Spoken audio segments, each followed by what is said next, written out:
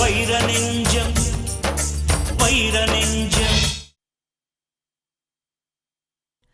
வைரம், நான் ஒன்று கேட்பேன், மறைக்காம உண்மையை சொல்லணும். சொல்லுங்க.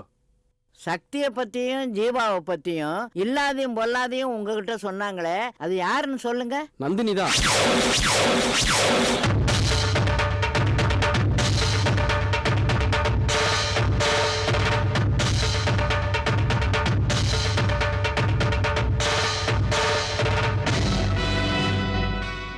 செல்லுல வீடியோ எடுத்து எல்லாத்தையும் நான் தான் உங்ககிட்ட காமிச்சேன்னு அக்காவுக்கு தெரிஞ்சதுன்னா அவ்வளோதான், ஜென்மத்துக்கும் அவன் கூட பேச மாட்டா. வீட்லேயும் மலர், அப்பா, பாட்டி எல்லாருக்கும் பிடிக்காதவளாயிடுவேன். யார்கிட்டயும் சொல்ல மாட்டீங்கன்னு சத்தியம் பண்ணுங்க மாமா. ப்ளீஸ் மாமா, எந்த தப்பும் பண்ணாம நான் தான் உங்களை பிரிச்சுட்டேன்னு எல்லாரும் தப்பா பேசுவாங்க மாமா. சத்தியம் பண்ணுங்க.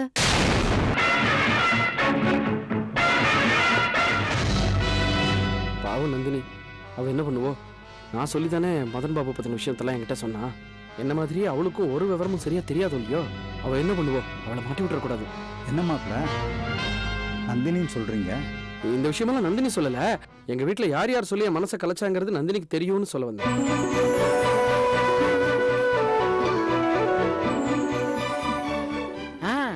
அதான பார்த்தேன். அக்கா வாழ்க்கைய தங்கச்சியே கடுப்பாளா? நந்தினி கனவுல கூட இப்படி ஒரு காரியத்தை பண்ண மாட்டா பாட்டி. சரி சரி, அதை விடு. நீ சொல்லுப்பா வைரம், யார் அந்த வீட்டுல உனக்கு சொன்னது? வேற யாரு? எங்க சித்தியும் அந்த பாகியமும் தான். அவ தான் சக்தி அங்க போறா இங்க போறா, அவளை இது சினிமா தியேட்டர்ல பார்த்தேன், டெய்லர் கடையில பார்த்தேன், கடத்தெருவில் பார்த்தேன், அது இதுன்னு சொல்லி என் மனசை நன்னா கலைச்சுட்டா. நானும் மரமண்ட மாதிரி அதெல்லாம் நம்பி தொலைச்சிட்டேன். எவ்வளவு கொழுப்பு பாத்தியா சக்தி? உன் மாமியாருக்கும் அந்த பாக்கியத்துக்கும் அவங்க நாக்குல கொல்லிக்கட்டைய வைக்க வேண்டாம். அம்மா என்ன மனுஷங்கம்மா அவங்க. ச்சே அக்கா, அவங்கள விடாதக்கா. நீ அந்த வீட்டுக்கு போன உடனே அவங்க 2 பேரும் ஒரு புடி பிடிச்சுக்கோ. நானும் உனக்கு துணையா வரேன். பாக்கியத்துக்கு வாயிலேயே ஒரு குத்து குத்துறேன். நாம எதுவும் பண்ண வேண்டாம். அவங்க அவங்க பண்ண பாவத்துக்கு அவங்க அவங்களே தண்டனை அனுபவிப்பாங்க. இப்படியே பொறுத்து பொறுத்து போறதுனாலதான் எல்லாம் தலைக்கு மேல ஏறிட்டு இருக்காங்க. அவங்கள என்ன பண்ணணும்னு எனக்கு தெரியும். நீ பேசாம இரு. மாப்பிள்ள நேரம் நல்லா இருக்கு, சக்தியை கூட்டிட்டு போறதுன்னா கூட்டிட்டு போகலாம். இல்ல மாமா, வேண்டாம்.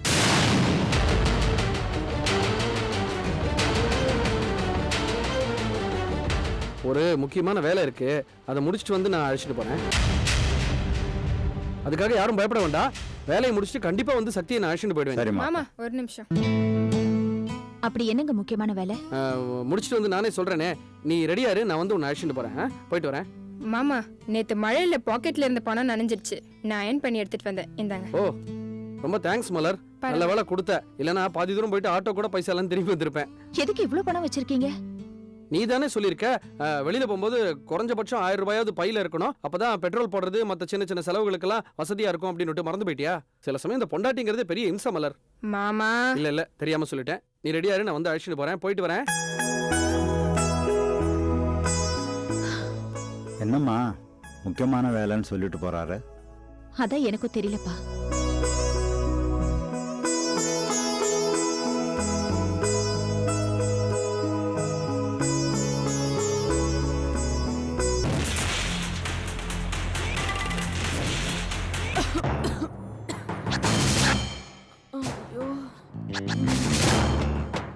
உடம்பு எப்படிக்கா இருக்கு? பரவாயில்லடா. மாத்திரை வாங்கிட்டு வர சொன்னனே, வாங்கிட்டு வந்தியா? என்னக்கா உடம்பு இப்படி நெருப்பா கொதிக்குது? மாத்திரை வாங்கிட்டு வந்திருக்கேங்க்கா. இந்த மாத்திரை போட்டா சரியாவதுக்கா. ஹாஸ்பிட்டல் போலாம் வாங்க. என்னடா சொல்ற? ஹாஸ்பிட்டலுக்கு போலாமா? ஹாஸ்பிட்டலுக்கு போறதுக்கு என்ன, நாம எல்லாரும் மாதிரி சாதாரண தொழிலா பண்ணிட்டு இருக்கோம். போலீஸ் பார்த்தாங்கன்னா உள்ள புடிச்சு போட்டுருவாங்க. அக்கா, தெரிஞ்ச டாக்டர் கிட்ட பேசியிருக்கேன். யாருக்கும் தெரியாம ஹாஸ்பிட்டல் போயிட்டு வந்துடலாம்.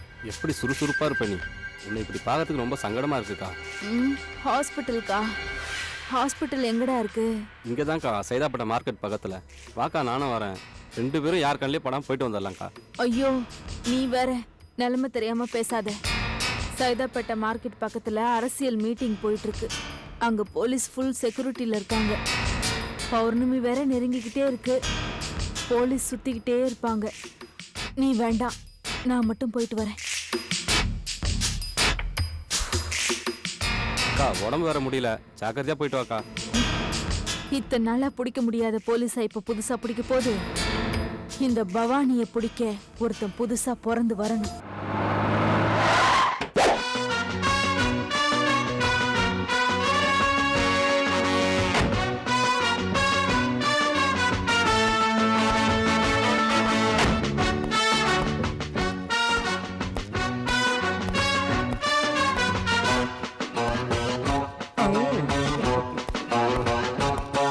வணக்கம் சார். பதி சப் இன்ஸ்பெக்டர் சபாபதி கணக்கு சொல்றேன் கேட்டுக்குங்க.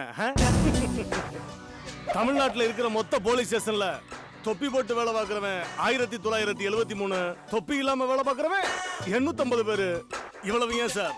மீடியமான தொந்தி வச்சு வேலை பார்க்கறவன் 435, அதிகமான தொந்தி வச்சு வேலை பார்க்கறவன் 878 பேரு.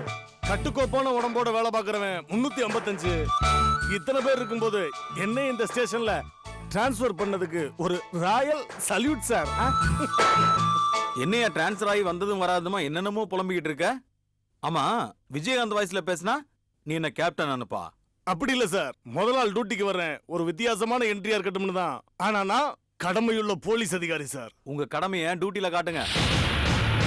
தேவையில்லாம இந்த கணக்கெல்லாம் சொல்றதை விட்டுட்டு இந்த ஃபைலை பார்த்து தமிழ்நாட்டுல மொத்தம் எத்தனை போலீஸ் ஸ்டேஷன் இருக்கு, அதுல எத்தனை சப் இன்ஸ்பெக்டர் இருக்காங்க, எத்தனை ஏட்டு இருக்காங்க, எத்தனை கான்ஸ்டபிள் இருக்காங்கன்னு அதை முதல்ல தெரிஞ்சுக்கியா.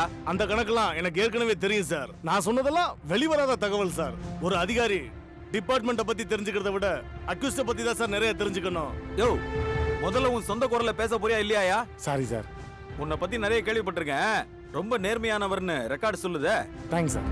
டிபார்ட்மெண்ட்ல ஸ்பெஷல் பர்மிஷன் வாங்கி திருநெல்வேலியில இருந்து உங்களை டிரான்ஸ்ஃபர் பண்ணிருக்கேன். இது வரைக்கும் நம்ம டிபார்ட்மெண்ட்டுக்கு தண்ணி காட்டிக்கிட்டு இருக்க ஒரு அக்யூஸ்ட பிடிக்க. அக்யூஸ்ட பத்தி ஃபுல் டீடைல் கொடுங்க சார். ஒரே வாரத்துல அரெஸ்ட் பண்ணி உங்க கண்ணு முன்னாடி கொண்டாந்து நிப்பாட்டுறேன். அந்த அக்யூஸ்ட் பேரு பவானி. பொண்ணா சார்? ஆமா, நகைக்கடை, துணிக்கடைன்னு இப்படி பெரிய பெரிய கடைகள் எல்லாம் கொள்ளையடிக்கிறது, பெரிய பெரிய கோடீஸ்வரர்களை மிரட்டி பணம் பறிக்கிறது, இதுதான் அவ தொழில். இது மாதிரி நிறைய கம்ப்ளைண்ட் வந்திருக்கு. ஆனா இது வரைக்கும் அவளை நம்மளால பிடிக்கவே முடியல. போலீஸ் டிபார்ட்மெண்ட்டுக்கு பெரிய சவாலா இருக்கா.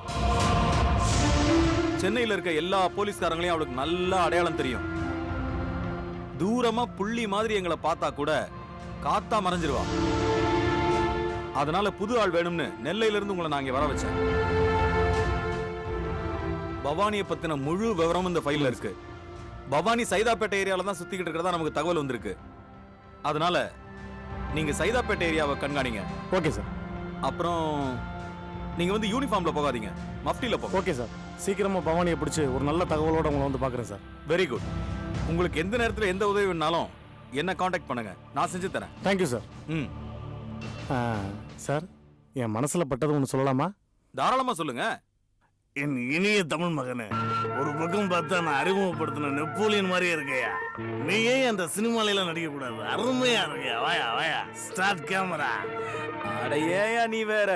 சாரி சார், மெமிக்ரி பண்றது என்னோட பொழுதுபோக்கு. ஆஹா. போலீஸ்காரெல்லாம் எப்பவுமே சீரியஸா இருக்க கூடாது சார், கொஞ்சம் காமெடியாவும் இருக்கணும். அதே சமயம் வேலையில சும்மா கரைக்கிட்டா இருக்கணும். இதுக்கு என்னோட பாலிசி. இது எப்படி இருக்கும்?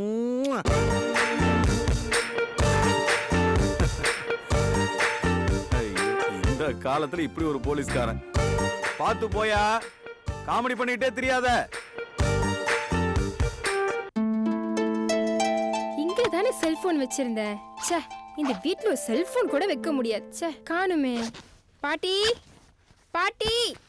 ச்சே, அவசரத்துல எங்க இருந்தா தேடுறது? பாட்டி, இங்க வா பாட்டி. ஏய், ஏண்டி கத்துற? செல்போன் காணும் பாட்டி. காணோம்னா நல்லா தேடி பாரு. எல்லா இடத்துலயும் தேடி பார்த்துட்டேன் பாட்டி. நான் ஒவ்வொரு தடவையும் செல்போன் பேசிட்டு இருக்கும் போது நீ ஒரு டைப்பாவே பார்த்துட்டு இருந்த. நீ தானே செல்போன் மறைச்சு வச்சிருக்க. தா. ஆமாடி, நான் தான் வச்சிருக்கேன், அதை தர முடியாது. என்னது, நீ வச்சிருக்கியா? தா பாட்டி செல்போனை. தர முடியாது. எப்ப பாரு போன காதுல வச்சுக்கிட்டு எங்க டாடி அமெரிக்கால இருக்காரு, பரோடால இருக்காருன்னு வெட்டி பந்தா பண்ணிக்கிட்டு இருக்கேன். புஸ்தகத்தை எடுத்து என்னைக்காவது ஒரு நாள் படிச்சிருக்கிறியா? போ, முதல்ல படிச்சு நல்ல மார்க் வாங்குறதுக்கு பாரு, அப்புறமா போன் பேசலாம். அந்த காலத்து கிளட வச்சுட்டு ஒண்ணும் பண்ண முடியல. என்னம்மா ஆரம்பிச்சிட்டீங்களா காலங்காத்தால? அப்ப பாருங்கப்பா, பாட்டி என் செல்போன் வச்சுட்டு தரமாட்டேன்னு சொல்லிட்டு இருக்காங்க. ஏமா அவட்ட விளையாடிட்டு இருக்கீங்க? கொடுங்கம்மா. அவளை நீ தாண்டா கெடுக்கிற. இந்தா. அத்தா, உனக்கெல்லாம் என்ன தெரியும் இந்த காலத்து ட்ரெண்ட் பத்தி? நீ இன்னும் அந்த காலத்திலே இரு. அந்த காலத்துல உன் வயசுல நான் இப்படி இல்லை. மா விடுங்கம்மா, சின்ன பிள்ளைகிட்ட போய் மல்லு கட்டிக்கிட்டு இருக்கீங்க. என் பேத்திக்கிட்ட நான் விளையாடுறேன், உனக்கு என்னடா? ஒன்று சேர்ந்துட்டீங்களா? சரி, நான் கொஞ்சம் வெளியே போயிட்டு வந்துடுறேன். ஆ.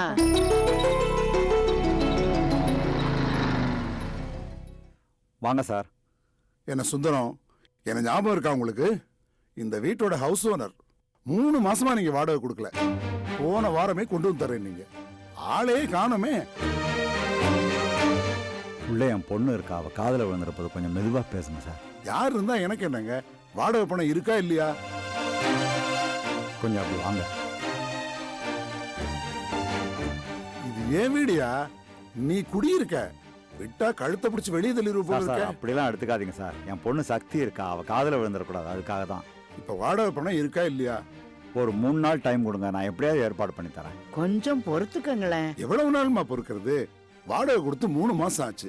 ஒவ்வொரு தடவை வரும்போது ஒரு காரணம் சொல்றீங்க. பொறுத்த வரைக்கும் போதும், நீங்க முதல்ல வீட்டை காலி பண்ணுங்க. பெரிய மனசு பண்ணி ஒரு 3 நாள் டைம் கொடுங்க சார். அதுக்குள்ள என் தலையை அடமானம் வச்சாலும் உங்க வாடகை நான் கொடுத்துட்றேன். அப்பா,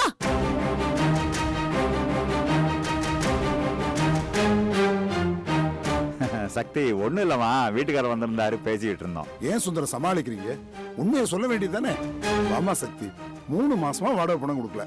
எவ்வளவு நாளைக்குமா நான் பொறுமையா இருக்கிறது? நான் எல்லாத்தையும் கேட்டுட்டு தான் வரேன்.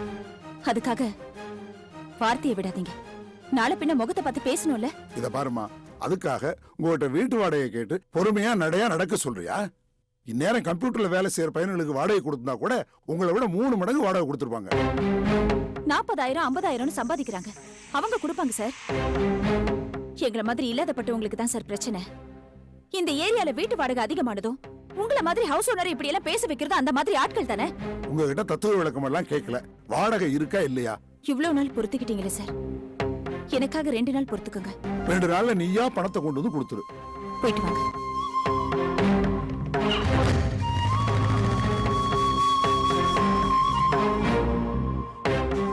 மா சக்தி, போங்கப்பா. வாடகை பணம் கொடுக்க முடியாம இவ்வளவு கஷ்டப்பட்டு இருக்கீங்க. என்கிட்ட ஒரு வார்த்தை கூட சொல்லல நீங்க. என் மாமனார் தான் மாசம் மாசம் பணம் கொடுக்கறேன்னு சொன்னாரில்ல. நந்தினி பணத்தை கொண்டு வந்து கொடுக்கறாளா இல்லையா? அது வந்துமா, அவ கேக்குறாள்ல, சொல்லுப்பா. சொல்லுங்கப்பா. அது சக்தி, ஒரு முறை பணம் கேட்கறதுக்காக நான் அங்கே வந்தேன். அப்போ நந்தினி எங்கள் அப்பா வந்திருக்காங்க, பணம் கொடுங்கன்னு உங்கள் மாமியார்கிட்ட கேட்டா. அதுக்கு உங்கள் மாமியார் பொண்ணுங்களை தான் ஓசியில் தள்ளி விட்டுட்டாரு, அதில் மாதம் மாதம் படி வேற அளக்கணுமான்னு ஒரு மாதிரியாக பேசினாங்கம்மா. அதுக்கப்புறம் அங்கே வந்து நான் பணம் கேட்டால் மரியாதையாக இருக்காதுல்ல, அதாம்மா நான் வேண்டாம்னு சொல்லிட்டேன். இவ்ளோ நடந்திருக்கு, நந்தினி என்கிட்ட ஒரு வார்த்தை கூட சொல்லலையே. நான் தாம்மா சொல்ல வேணாம்னு சொன்னேன். இப்படி எதுவுமே சொல்லாம மனசுக்குள்ளேயே வச்சுக்கோங்க. ஏண்டி மலர், உன்கிட்ட எத்தனை தடவை சொல்லிருக்கேன், வீட்ல ஏதாவது பிரச்சனைனா எனக்கு உடனே போன் பண்ணுன்னு. அவளுக்கு தான் போனை வச்சுக்கிட்டு வெட்டி பந்தா பேசுறதுக்கே நேரம் கிடைக்கலையே. நேரம் கிடைக்குதுன்னு போட்டு கொடுக்குறியா பட்டி? வாய மூடு. அப்பா பாட்டி, உங்க 2 பேர்கிட்டயும் தான் கேக்குறேன். பொண்ணை கட்டி கொடுத்துட்டா அவளுக்கு பிறந்த வீட்டை பத்தின நினைப்பே இருக்க கூடாதா? நீங்களும் அப்படியே தலை முழுகிடுவீங்க. அது இல்ல சக்தி. பேசாதீங்கப்பா. நீங்க இங்க வீட்டு வாடகை கொடுக்க முடியாம கஷ்டப்பட்டுட்டு இருக்கும்போது நான் அந்த வீட்ல எல்லா வசதிகளோடயும் சந்தோஷமா வாழ்ந்துட்டு இருக்கணும். உங்க எல்லாரும் இங்க கஷ்டப்பட விட்டுட்டு நான் மட்டும் அங்க சந்தோஷமா வாழணுமா? இதுக்காப்பா என்ன பெத்தீங்க? நான் உயிரோட இருக்கிற வரைக்கும் நீங்க யாரும் கஷ்டப்படக்கூடாது.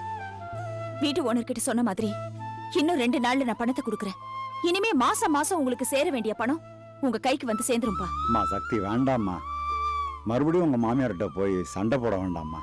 ஆமா சக்தி, ஏற்கனவே உன் புருஷன்கிட்ட இல்லாதையும் பொல்லாதையும் சொல்லி மனசை கெடுத்து வச்சிருக்கிறாங்க. இப்பதான் உன்னையும் உண்மையும் புரிஞ்சுக்கிட்டு உன்னை கூப்பிட வந்திருக்கிறாரு. நீ மறுபடியும் அந்த வீட்டுல காலடியை எடுத்து வச்சு மாமியார்கிட்ட பிரச்சனை பண்ணேன்னா மனஸ்தாபம் தான் வருமா? நான் யார்கிட்டயும் பிரச்சனைன்னு போக மாட்டேன் பாட்டி. ஆனா மாசம் மாசம் உங்க அப்பாவுக்கு நான் பணத்தை தரேன்னு சொன்னது என் மாமனார் எனக்கு கொடுத்த வாக்கு. எனக்கு தெரிஞ்சு அவருக்கு தெரியாம தான் இதெல்லாம் நடக்குதுன்னு நினைக்கிறேன்.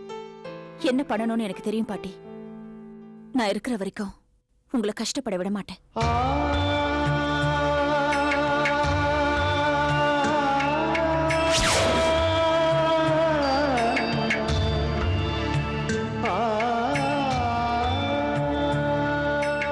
கோகி, அம்மா, மாமா, அக்கா. என்னங்க என்ன? இல்ல மாமா அக்காலாம் எங்க? அண்ணாணி மகேஸ்வரி எல்லாம் வெளியே போயிருக்காங்க. ஒரு சந்தோஷமான விஷயம் சொல்லலாம்னு நினைச்சேன். இந்த நேரம் பார்த்து அவங்க வெளியே போயிருக்காங்க சொல்றியே. சந்தோஷமான விஷயமா? என்னடா அது? அம்மா, உன் புள்ள ரொம்ப கொடுத்து வச்சவம்மா. அதிர்ஷ்டக்காரன். என்னை விட கோகிலாவும் எனக்கு பிறக்க போற புள்ளியும் ரொம்ப அதிர்ஷ்டக்காரங்க. என்னங்க சொல்றீங்க? ஆட, அதை ஏன் கேக்குற கோகி?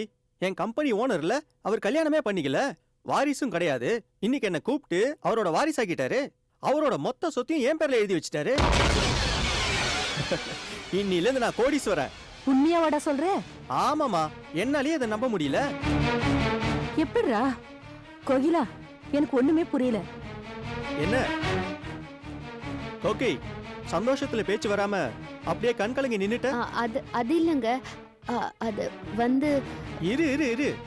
இப்போ நான் உன்கிட்ட சொன்ன பொய்ய என் மாமா கிட்டயும் அக்கா கிட்டயும் சொல்லி நீ ஏமாத்திருக்க, அப்படித்தானே? எனக்கு எல்லா விஷயமும் தெரியும். எங்க அக்காவையும் மாமாவையும் ஏமாத்ததுக்காக நீ ரெடி பண்ணி வச்சிருந்த பத்திரத்தை நான் பார்த்துட்டேன். நான் சும்மா பொய் தான் சொன்னேன். என் முதலாளி என் பேர்ல சொத்தை எழுதி வச்சுட்டாருன்னு. அதுக்கே நீ டென்ஷன் ஆயிட்டல்ல? இந்த விஷயம் மட்டும் எங்க அக்காவுக்கும் மாமாவுக்கும் தெரிஞ்சா என்ன ஆகும் தெரியுமா? எல்லாரையும் திருத்தத்துக்காக நீ வந்திருக்க. இப்படி பொய் சொல்றவங்க கிட்ட குடும்பம் நடத்த முடியாது. இனிமே நீ ஒரு நிமிஷம் கூட இந்த வீட்டுல இருக்க கூடாது. கிளம்பு. இல்லங்க, அது வந்து நீ எதுவும் பேச வேண்டாம், முதல்ல கிளம்பு.